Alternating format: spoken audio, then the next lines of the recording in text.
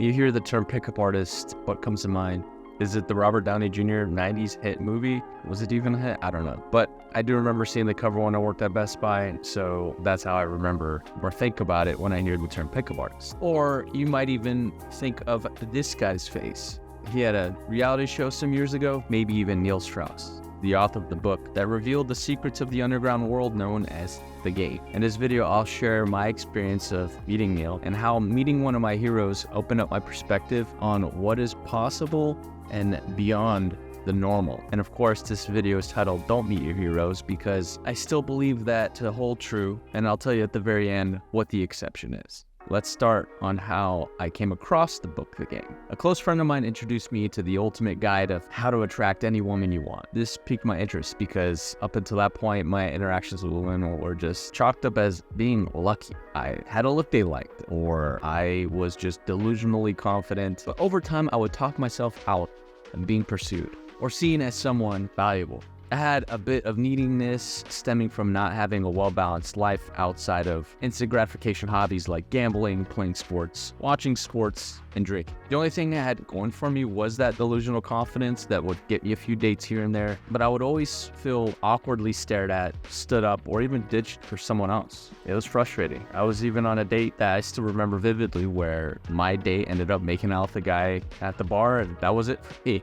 There's nothing I could have done. It sucked. So I started reading the book, and I was hooked. Neil tells a captivating story of how he met one of the best pickup artists in the world and learned his system for approaching and attracting women. This guy had it down to a T. He was very systematic, and his tactics worked. There's much more to the book and to the art of seduction. The biggest takeaway for me was this: a book can change your perception of reality. It shattered my limiting beliefs in my head that I needed something external to be able to achieve something. And in this case was to, court a woman. It made me realize that books have more to offer than just fulfilling assignments or preparing for exams. They hold answers to questions I didn't even know to ask yet. Now let's get back to the game. The pickup artist became a sensation. It gained more attention over the years, and it even led to a creation of a reality show with that very guy, Mystery. Single guys at bars everywhere seemed to be using some of the tactics to impress women, only to be met with responses of, "Oh, you must have read The Game. That's not gonna work on me."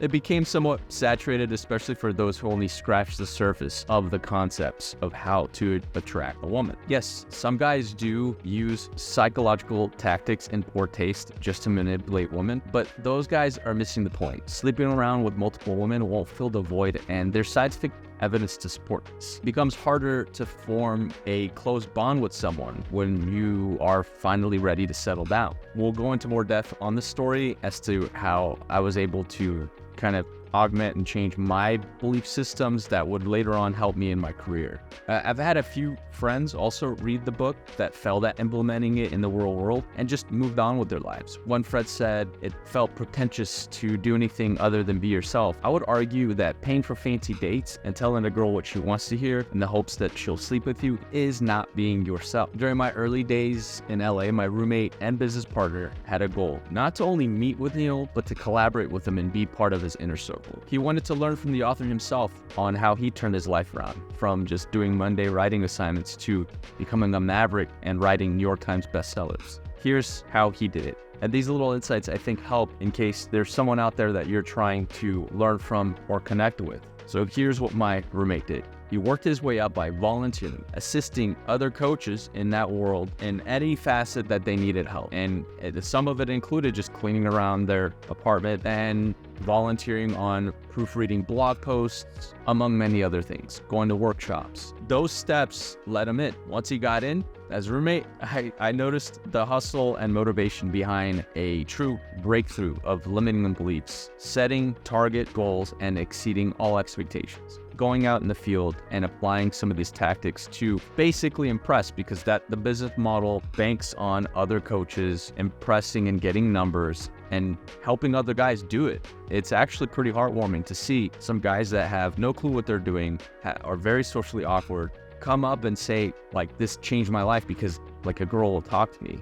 Some people fail to realize that the average guy doesn't have the same level of attention and approach that a girl in that same kind of range gets. Some guys are really lonely, and so when a girl gives them attention, it feels good. It feels good to not feel lonely. So fast forward 18 months later, it was my birthday. And my roommates and I planned a week-long celebration, starting with a small little gathering at our house. Then my roommate dropped the bombshell. Neil's coming over. I was like, okay, wow, that's a pleasant surprise. I was hoping I'd get a chance to meet him. This guy was the author of a life-changing book from my college days. Now he was coming to my birthday party. I was thrilled. My roommate came through. But here's where the story takes a turn for the worse. It turned out that Neil thought it was someone else's birthday. Someone else, the same name, Ray. When he showed up with the gift in hand, it was quite awkward to say the least. The impression he got was it was the other Ray's birthday. So the other Ray in his circle, one of his collaborators who wasn't there at the time and didn't even know we were celebrating. So the gift got tucked aside somewhere. All I got was a casual introduction as this is my roommate Ray. And I don't know what was going on in my head that I thought I would get more of a grandiose introduction of how awesome I am. Needless to say, we didn't hit it off. It was my birthday and I didn't exude any value. There was no point for him to get to know me better. Neil was a great guest though. He was full of interesting facts, he had a vast knowledge of history, and entertained us with some cool party tricks. He even introduced the idea of miracle fruits or miracle berries, which I'll do in a separate video, but it's the ultimate party trick. He didn't bring any, but he told us about it, how much of an amazing impact it has on any kind of social setting. When you try these tablets, coat your tongue, you let them dissolve, and everything sour tastes sweet. Lemon tastes like a lemonade. Legit. I'll do a tasting on that in one of my future videos. That alone was like enough value, enough awesomeness that I've gotten out of that experience that it overrides everything else. Eventually, he left and we continued to have a good time and play some games. Why did Neil leave? Well, apparently he had some writing to do and his fiance was still at our house. So after getting a few hours of work done, he came back and I don't blame him. His fiance was in a house full of handsome guys with game.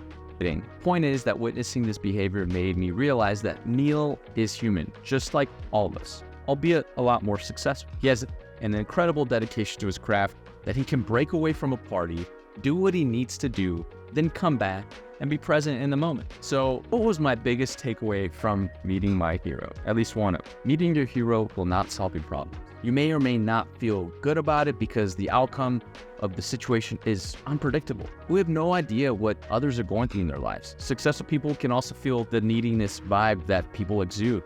It's not fun to be around after a while.